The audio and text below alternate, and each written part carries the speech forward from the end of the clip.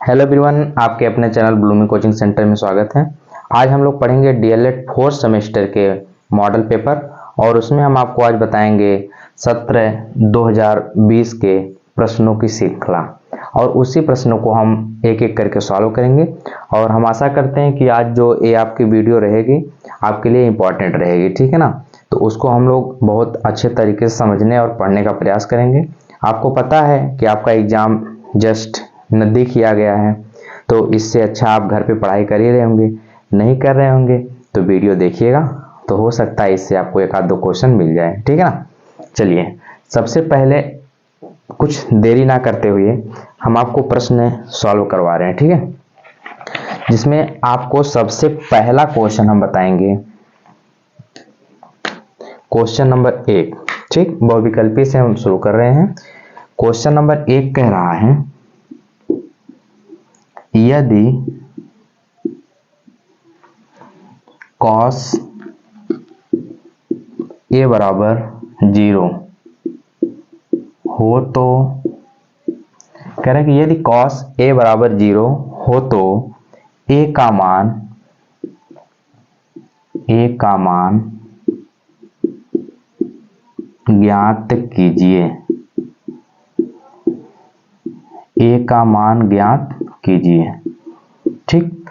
हम आपको ऑप्शन दे देते हैं। ऑप्शन नंबर 1, 2, 3, 4, ठीक है। इसमें आपका है 30 अंश, इसके बाद है 90 अंश, 45 अंश, फिर है 60 अंश। कह रहा है कि cos a बराबर यदि 0 है, cos a बराबर 0 तो a का मान ज्ञात कीजिए। आपको मान याद होगा, ठीक है। अगर मान नहीं याद है, जैसे हमको याद है, तो हम आपको बता देते हैं। a0 जो होगा वह पहले पता करिए आप साइन 0 अंश का मान कितना होता है, यानी कि साइन 0 अंश का मान 0 होता है, ठीक। तो यह कहाँ चला जाएगा, 90 अंश पे। यानी कि जो साइन का व्युत्क्रम जब हम मान निकालते हैं तो मान में साइन का व्युत्क्रम करते हैं, है ना। फिर हम जैसे साइन का जब व्युत्क्रम करेंगे तो हमको पता है कि cos 90 अंश का मान कितना होता है, 0 होता है, ठीक है ना। तो cos 90 अंश का मान कितना हो जाएगा, 0, ठीक। चलिए, क्वेश्चन नंबर 2 करा, आंकड़े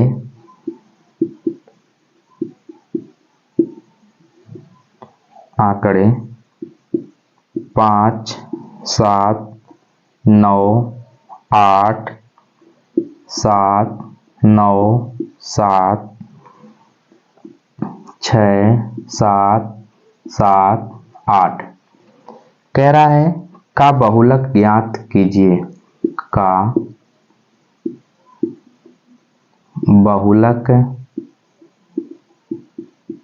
ज्ञात कीजिए।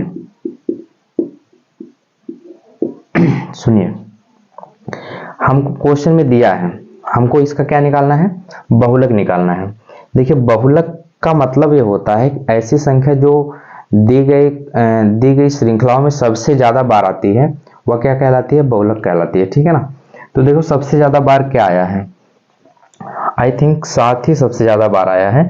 तो यही 7 क्या हो जाएगा, लिखेंगे बहुलक बराबर 7।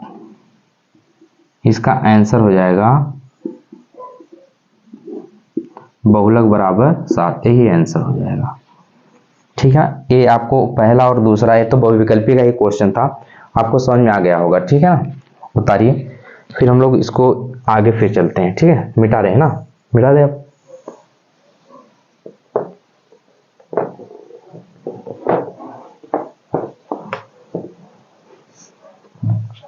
देखिए, 2 हो गया था, तीसरे क्वेश्चन पे आते हैं। तीसरा क्वेश्चन है, under root a by b multiply under root c by b multiply under root a by c का मान ज्ञात कीजिए। ज्ञात कीजिए। देखिए, एक चीज आपको पता है, जब हम करड़ी का मल्टीप्लाई करते हैं तो ढेर सारी करड़ी, अगर जैसे हमारे पास है 1 2 3 करड़ी है और तीनों का जब हम मल्टीप्लाई करेंगे तो वह करड़ी मिलके एक हो जाएगी। ठीक है, तो ऑप्शन हम आपको दे देते हैं। पहला है ए बी सी, दूसरा है रूट ए बी सी, तीसरा है 1, चौथा है 1/ABC। अब आप इसमें से बताइए कौन सा आपका सही है। ठीक है, ट्राई करिए, फिर बताइए कौन सा इसमें से आंसर सही है। देखिए हम आपको बता रहे हैं ना, सॉल्यूशन में हम आपको बता रहे हैं कैसे लगेगा ये। ढेर सारी हमारे पास 1 2 3 करड़ी है, तीनों करड़ी को मिला के एक करड़ी कर लीजिए, A बाई बी कर लीजिए, ऊपर का गुणा ऊपर कर दीजिए यानी कि C और A, फिर नीचे का गुणा नीचे कर दीजिए, नीचे का गुणा नीचे कर दीजिए, यहाँ A कर लीजिए ना, यहाँ पे A कर लीजिए। ठीक है ना, और यहाँ पे B कर लीजिए। एक मिनट, क्वेश्चन थोड़ा सा, BCA हो गया।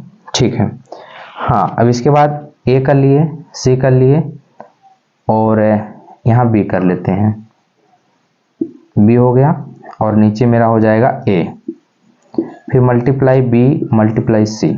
अच्छा देखिए, जो जो कट रहा है आप काट दीजिए, A से A कटेगा, B से B कटेगा, C से C कटेगा, तो बचा कितना, √1, और √1 की वैल्यू कितना होती है 1, तो यही आपका क्या हो जाएगा, आंसर हो जाएगा। ठीक है ना, समझ में आया, नोट करिए। फिर हम लोग अगले क्वेश्चन पे चलते हैं। मिटाएं इसको, चलिए क्वेश्चन नंबर 4।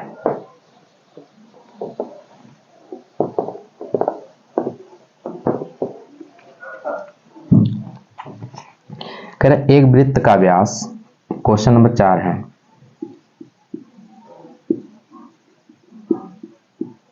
एक वृत्त का व्यास, एक वृत्त का व्यास 12 सेंटीमीटर है, 12 सेंटीमीटर है, तो वृत्त की परिधि, तो वृत्त की परिधि, परिधि ज्ञात कीजिए।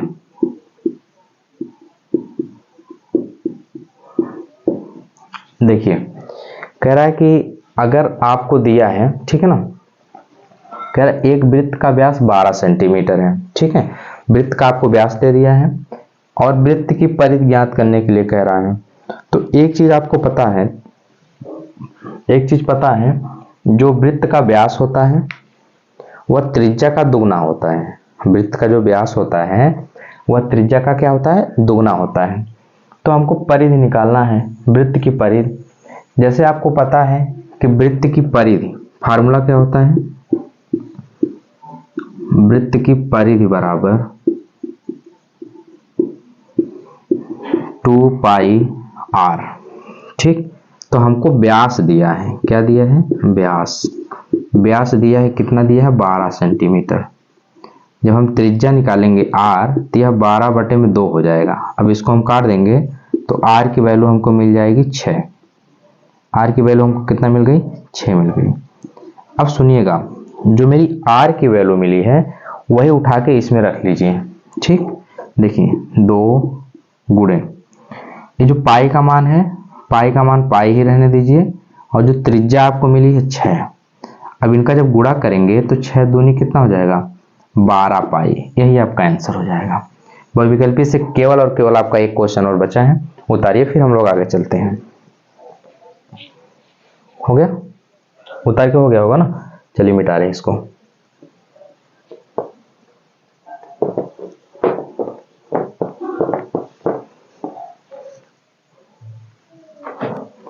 अगला क्वेश्चन है क्वेश्चन नंबर 5। कह रहा समांतर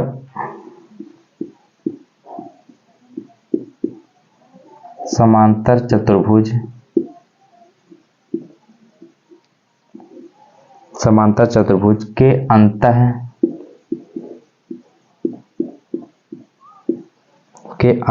कोणों का योग, कोणों का योग, कोणों का योग होता है, होता है। पहला ऑप्शन है एक समकोण,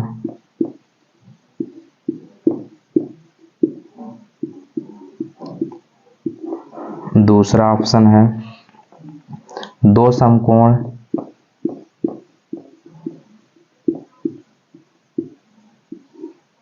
दो समकोण, तीसरा ऑप्शन है 8 समकोण, 8 समकोण, चौथा ऑप्शन है इसमें से 4 समकोण, 4 समकोण। बस इतना ही आपको ध्यान देना है, ठीक है ना। अच्छा, एक चीज क्वेश्चन पूछ रहा है कि समांतर चतुर्भुज के अंतः कोणों का योग होता है।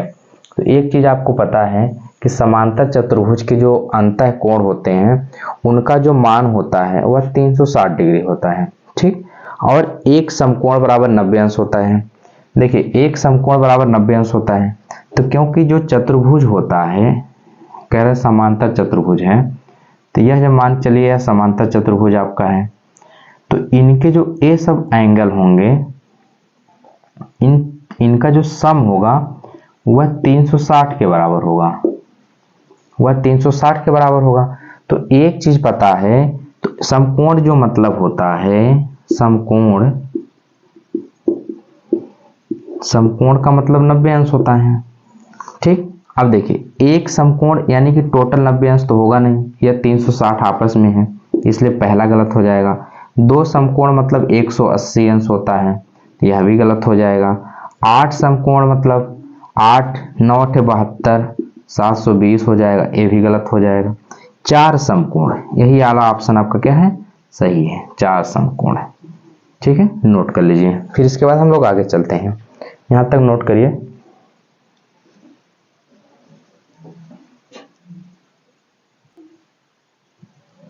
चलिए, हो गया होगा, मिटाएं अब इसको, मिटा के आगे चलते हैं।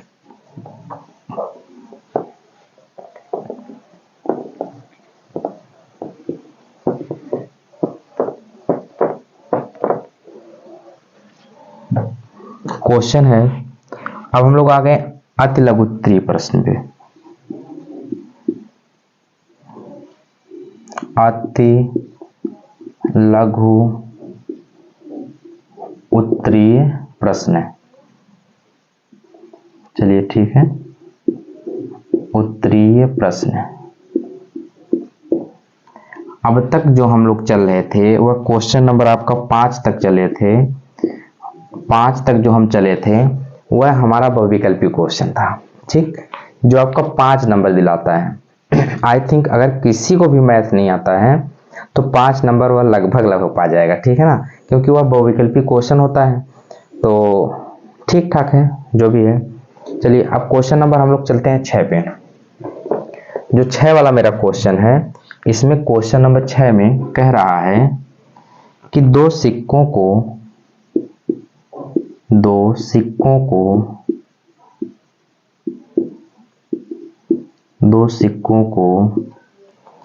एक साथ उछाला जाता है, एक साथ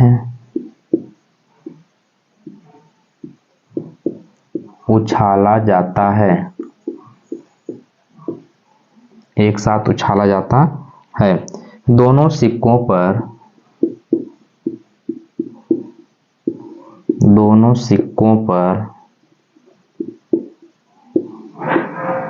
कह रहा है कि दोनों सिक्कों पर एक साथ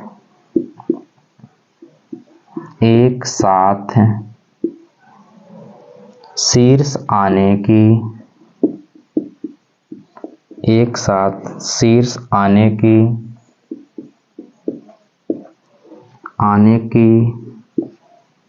संभावना ज्ञात कीजिए। संभावना ज्ञात कीजिए।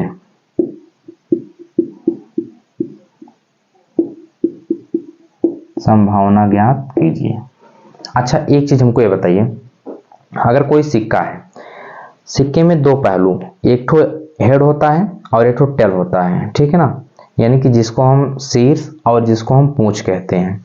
अगर एक सिक्का को उछाला जाता है, अगर हम आपसे पूछें कि आप ऐसा ही बताइए कि हेड ही आए, जैसे हम सिक्का टॉस किए, जब हम सिक्का टॉस करेंगे, जैसे आप लोग मैच खेले होंगे, अगर हम सिक्का टॉस कर रहे हैं, जब सिक्का हम टॉस करेंगे तो या तो हेड आएगा या तो टेल आएगा, यानी कि 50% चांस है हेड आने का और 50% चांस है टेल आने का।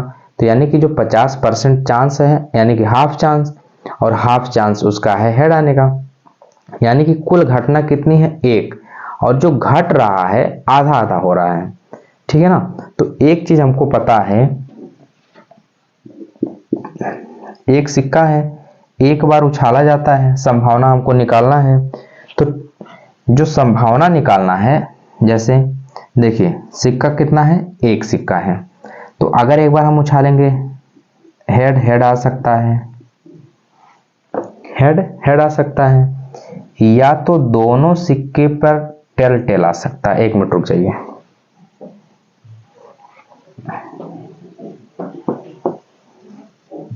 ठीक, कह रहा है कि या तो हेड हेड आएगा या तो टेल टेल आएगा, या तो एक ठो पे टेल आएगा और एक ठो पे हेड आएगा, या तो एक ठो पे हेड आएगा एक ठो पे टेल आएगा। अब बताइए इसके अलावा कोई चांस बचेगा, नहीं बचेगा। तो यानी कि कुल घटना कितनी हो गई, कुल घटना कितनी हो गई, 4 हो गई। और सिक्का कितना है, सिक्का, यानी कि सिक्का हमारे पास कितना है, 2 सिक्का है, 2 सिक्का है, ठीक। तो कह रहा है कि दोनों सिक्कों पर एक साथ शीर्ष आने की प्रायिकता, कह रहा है कि दोनों सिक्कों पर एक साथ शीर्ष आने की प्रायिकता क्या होगी। देखिए शीर्ष की बात कर रहा है, या तो हेड हेड आ जाए या तो टेल टेल आ जाए, ठीक है ना। तो एक शीर्ष जब आएगा तो उसमें दोनों सिक्कों पर शीर्ष आने की प्रायिकता कितनी है, एक है, एक बार, यानी कि एक के घटना में शीर्ष आ सकता है, और एक बटे में कितना हो जाएगा, 4, यही इसका क्या हो जाएगा, आंसर हो जाएगा, 1/4, यानी कि एक सिक्का में से, सॉरी, कह रहा है कि जब 4 बार टॉस किया गया, 4 बार में से एक बार केवल क्या आएगा, शीर्ष आएगा, तो यानी कि इसका जो आंसर हो जाएगा वह 1/4 हो जाएगा, ठीक। नोट करिए, फिर आगे चलते हैं। हो गया होगा, मिटाया जाए, ठीक है, नोट कर लीजिए, ठीक है।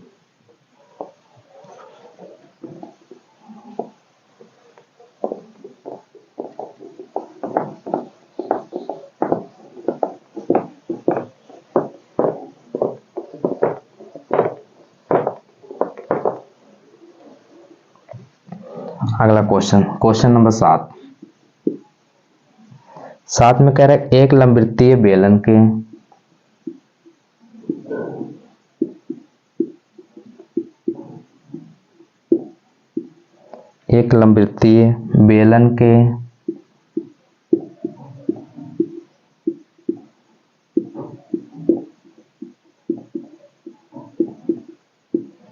आधार का क्षेत्रफल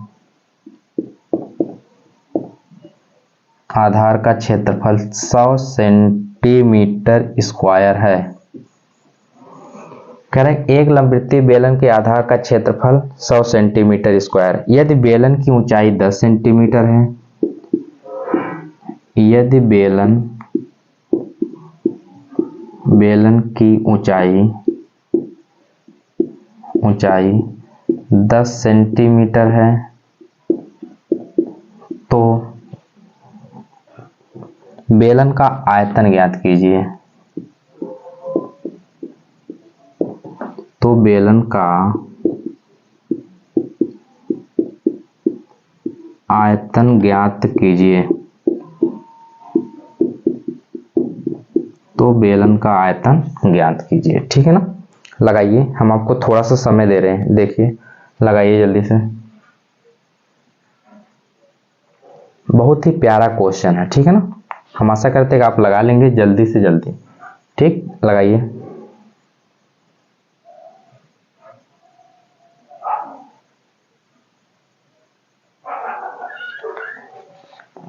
हो गया, आंसर आ गया होगा आपका। ठीक है, देखिए लिखेंगे बेलन का आयतन बराबर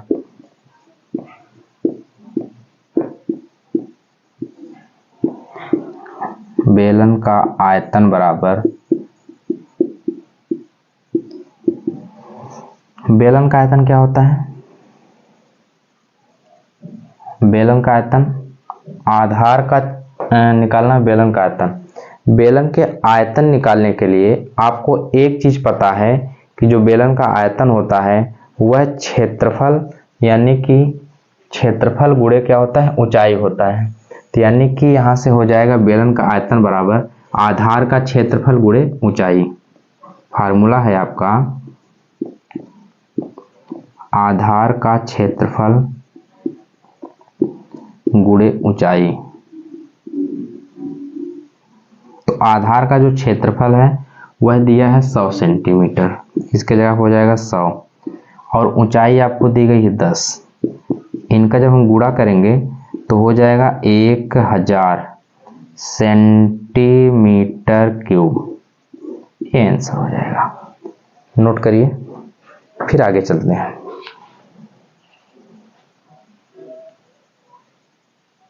हो गया होगा।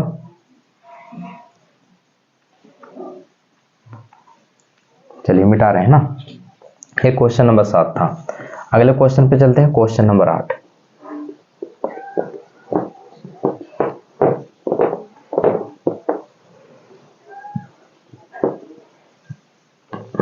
करेक्ट समीकरण, क्वेश्चन नंबर 8।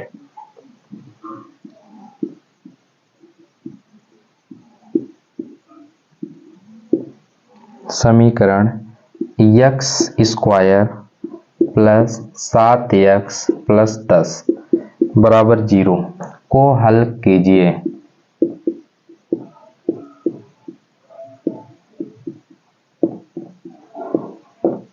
करेक्ट, को हल कीजिए, ठीक है ना।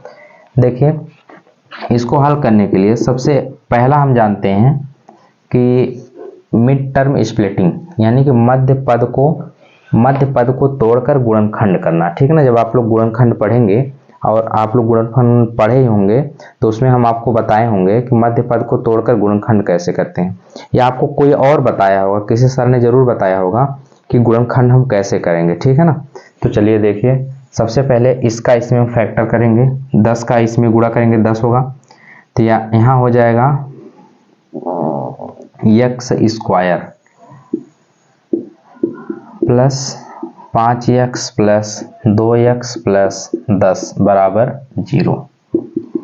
तो यहाँ से दोनों में से, इन दोनों में से x कॉमन हो जाएगा, x से प्लस 5 हो गया, इन दोनों में से 2 कॉमन हो जाएगा, 2 कॉमन हो जाएगा, x प्लस 5 हो जाएगा बराबर 0 यहाँ पे है।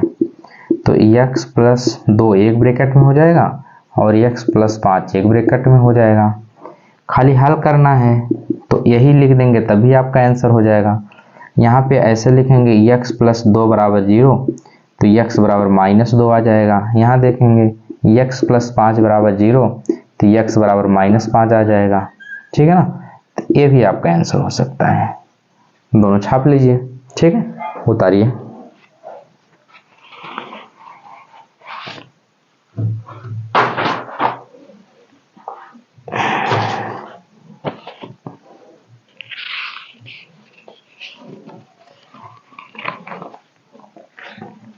हो गया, चलिए आगे चलते हैं, मिटा दी इसको अब, ठीक। Question number 9।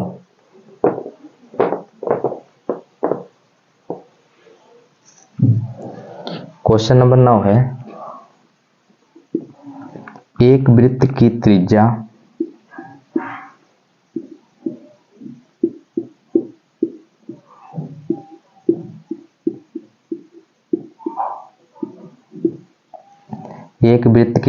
दूसरे वृत्त की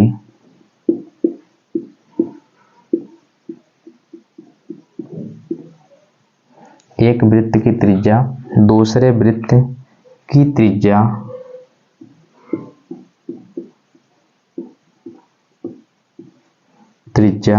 की 4 गुनी है, की 4 गुनी है,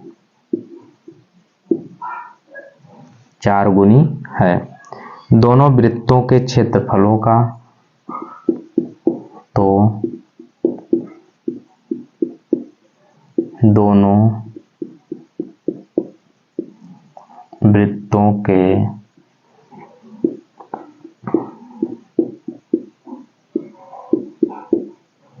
क्षेत्रफलों का अनुपात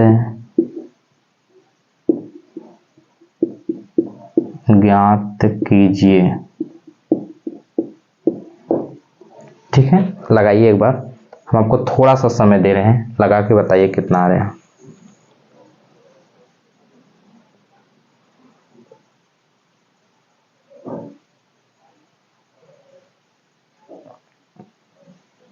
आ गया? क्वेश्चन आ गया होगा। हम आशा करते हैं कि आप लोग बहुत अच्छे से पढ़ रहे होंगे।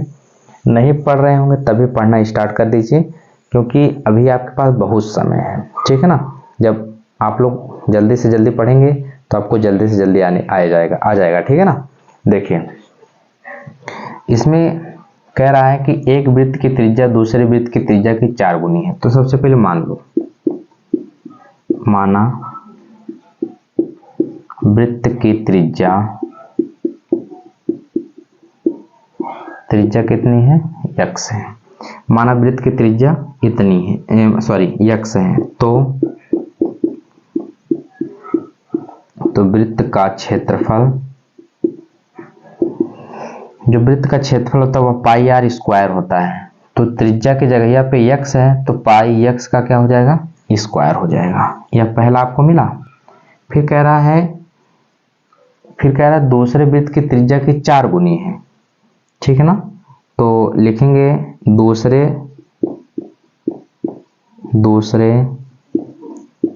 वृत्त की त्रिज्या की 4 गुनी है, तो यहां हो जाएगा कितना?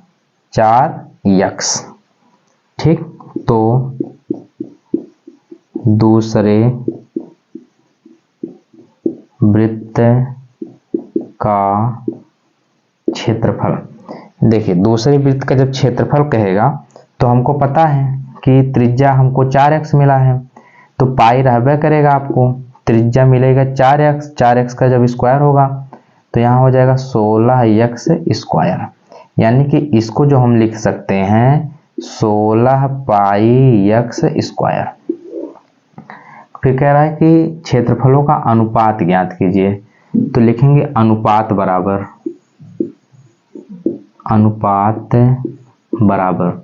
तो यानी कि अनुपात बराबर पहला, अनुपात मतलब पहला हो जाएगा, किसका निकालना है?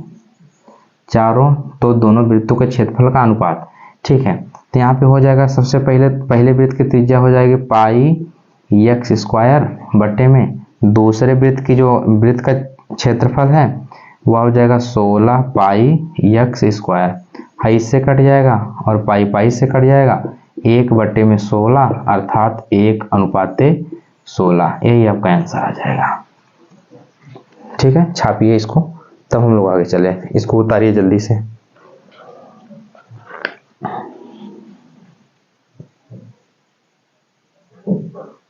हो गया? आगे फिर देखिए, इसको मिटा के फिर आगे चलते हैं क्वेश्चन नंबर 10 पे। मिटा दे रहे हैं। ठीक है, हो गया होगा। ये जितने भी क्वेश्चन हैं आपके 2020 में पूछे गए प्रश्न हैं, और आप केवल मॉडल पेपर सॉल्व कर लीजिए, यानी कि प्रीवियस ईयर ही लगा लीजिए, तभी आपका काम हो जाएगा। ठीक है ना? चलिए अगला क्वेश्चन है क्वेश्चन नंबर 10। कह रहा है कि ABCD एक चक्रीय चतुर्भुज है, एक चक्रीय चतुर्भुज है। ठीक, यदि कोण A यदि कोण ए बराबर 55 अंश तथा कोण बी बराबर 60 अंश, कोण बी बराबर 60 अंश हो तो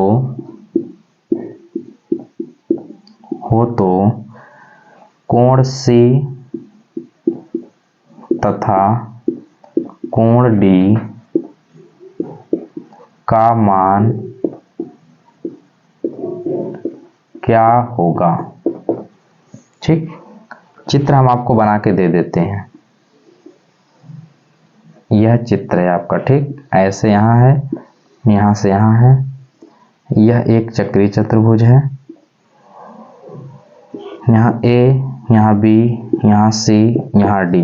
कह रहा है कोण ए बराबर 55 अंश है और कोण बी बराबर 60 अंश है। कोण डी और कोण सी निकालना है। तो लगाइए एक बार, हम आपको थोड़ा सा समय देते हैं। ठीक है ना, लगा लीजिए।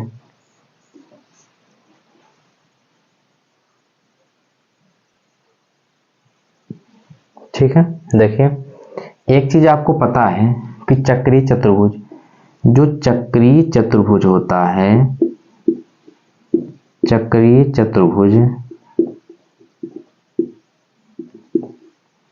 चक्रीय चतुर्भुज के सम्मुख कोणों का योग, सम्मुख कोणों का योग 180 अंश होता है। ये आपका थ्योरम है, या इसको आप पढ़े होंगे तो आपको याद होगा। ठीक है ना। देखिए चक्रीय चतुर्भुज के सम्मुख कोण, जैसे सम्मुख कोण कौन कौन से होंगे, angle A plus angle C is equal to 180 degree. Angle A is equal to आपको दिया है 55 अंश प्लस एंगल सी बराबर 180 अंश। फिर एंगल सी बराबर 180, हाई 55 उधर चला जाएगा तो -55 हो जाएगा। फिर एंगल सी बराबर 100 कितना हो जाएगा, घटाइए, यहाँ पे आ जाएगा 5, यहाँ पे आ जाएगा 4, सॉरी इसको एक ठो उधार दिया था 10, 10 में से 5 गया तो 5, यहाँ बचा 7, 7 में से 2 जाएगा तो बचेगा यहाँ पे कितना, 7 में से 5 जाएगा तो बचेगा 2, 125। यह एंगल सी की वैल्यू कितना आ गई, 125 अंश आ गई। यह पहला आंसर आ गया। अब फिर दूसरा सम्मुख कोण देखिए, सम्मुख कोण बी और डी है। Angle B plus angle D बराबर कितने अंश का होगा, 180 अंश। एंगल बी का जो मान है वह 60 अंश है और एंगल डी का मान, एंगल डी हो जाएगा, वह हो जाएगा 180 अंश। तो एंगल डी बराबर 180 अंश माइनस 60 अंश। फिर एंगल डी बराबर कितना हो जाएगा, 120 अंश। यह आपका आंसर हो गया। देखिए कितना आसान आसान क्वेश्चन है। ठीक है ना, तो नोट करिए, फिर आगे चलते हैं हम लोग। उतारिए।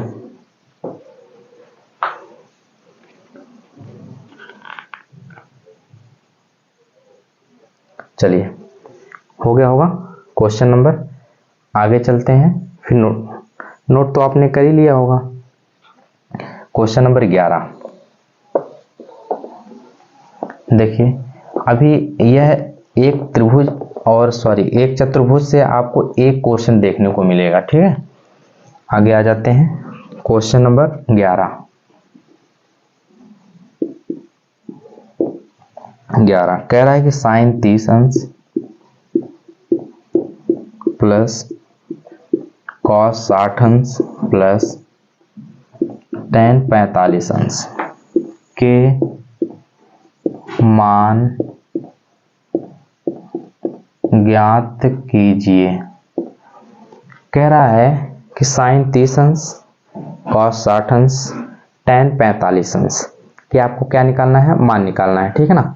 इसके मान निकालने के लिए एक चीज आपको पता होगा कि साइन 30 अंश का जो मान होता है वह 1/2 होता है। फिर कॉस 60 अंश का जो मान होता है वह भी आपका 1/2 होता है। और tan 45 अंश का मान दुनिया जानती है, 1 होता है। ठीक, हर समान होने पे अंश को आपस में जोड़ लेते हैं, 2/2 और +1। यहाँ से कट जाएगा 1 + 1 बराबर, जाहिर सी बात है 2। ये आपको आंसर। इसमें बताइए अगर किसी को कोई समस्या हो तो बताइए। एकदम समझ जाइए, 0 लेवल का क्वेश्चन आपसे पूछ रहा है, ठीक है। नोट करिए, फिर आगे चलते हैं।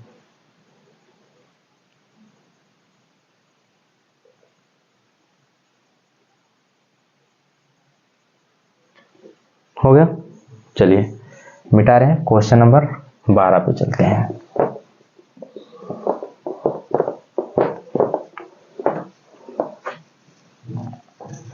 देखिए क्वेश्चन नंबर 12 कह रहा है कि समीकरण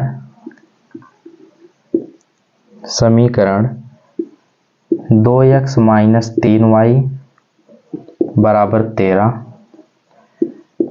7x - 2y बराबर 20 को हल कीजिए,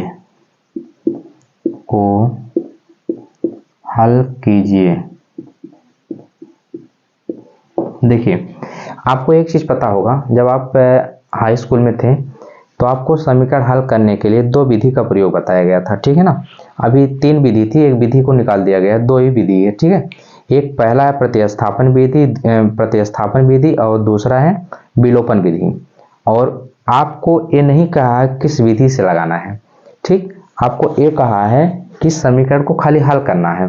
तो हल करने के लिए आप कोई भी विधि का प्रयोग कर सकते हैं, या प्रतिस्थापन लगा लीजिए या विलोपन लगा लीजिए। और एक विधि थी वज्र गुणनखंड विधि, जिसको अभी नई शिक्षा नीति के अनुसार उसको निकाल दिया गया सिलेबस से, ठीक है। तो देखिए खाली हमको समीकरण हल करना है। समीकरण हल करने के लिए एक चीज आपको पता है, किसी एक को गायब कर देते हैं हम, ठीक। देखिए सबसे पहले इसको मान लीजिए समीकरण नंबर 1 और इसको मान लीजिए समीकरण नंबर 2। लिखेंगे समीकरण 1 में 7 से गुणा करने पर, 1 में जब हम 7 से गुणा करेंगे, यानी कि यही समीकरण है, इसमें जब हम 7 से गुणा करेंगे तो 2 सत्ते कितना हो जाएगा, 14 हो जाएगा, ठीक है ना। 14x - 7 से गुणा कर रहे हैं, फिर 7 × 21, 21y, ठीक है ना। अब 21y बराबर 13 सत्ते 91, यह समीकरण नंबर कितना हो गया, 3। फिर लिखेंगे अगला कि समीकरण 2 में किससे गुणा किया जा रहा है, 2 से गुणा करने पर। समीकरण 2 में 2 से गुणा करेंगे तो हो जाएगा कितना, 14x - 4y बराबर कितना, 40। समीकरण नंबर 4। अब एक चीज बताइए, समीकरण 3 और समीकरण 4 ज्यादा कौन सा है। तो आपको पता है कि ज्यादा, आप कोई भी लिख लीजिए, कोई बात नहीं है। लिखेंगे समीकरण